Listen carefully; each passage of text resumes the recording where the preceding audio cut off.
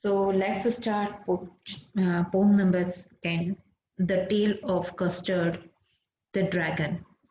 It is written by Austin Nash. His full name was Frederick Austin Nash. He was born in 1902 and died in 1971. He was an American poet and famous for his light verses. He was known for his process of humorous poetry. He received Shah Joseph Hell Award in 1964 for his poetry. In this lesson, Arjun Nash has written a poem about a little girl, Blenda, who owns many pets, namely a black kitten named Ink, grey mouse named Blink, yellow dog named Mustard, and the coward dragon named Custard. The poet who has described every character to be the brave except the dragon, who is coward. But the whole situation changed when the pirate attacked Blenda's house. No one else had the guts to face him. It was the dragon that killed the pirate.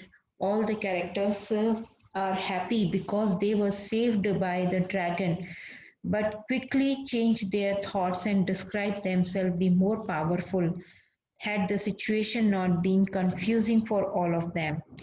Actually, with this by this poem, writer wants to be says that the person have to be know about their own strength or weakness.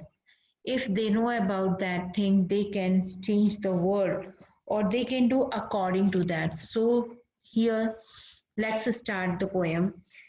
Blenda lived in a little white house with a little black kitten and a little grey mouse and a little yellow dog and a red wagon and the yellow triolo little pet dragon. So here the writer wants to say in the first stanza, the poet says that once there was a little girl named Blenda. She lived in a little white house. She lived with some creatures who were her pet. They were black. There were a black kitten, a grey mouse, a yellow dog, a little red wagon, and the creature that the poet says was really and truly a dragon. So here the writer wants to be describe about that in the rhyming spree. So the little word again and again used means the repetition poetic device is used here. So in this way, the writer was just give the short introduction of the his her kitten, her pets in the first stanza. In the second stanza, now the name of the little black kitten was Ink, and the grey mouse is she called the grey mouse she called him Blink, and the little yellow dog was as sharp as mustard, but the dragon was coward, and she called him Custard.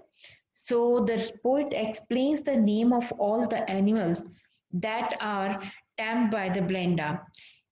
He says that the name of a black kitten is Ink, the grey mouse named Blink, and the yellow dog name is Mustard, and the dragon name who was coward or weak to be a Custard.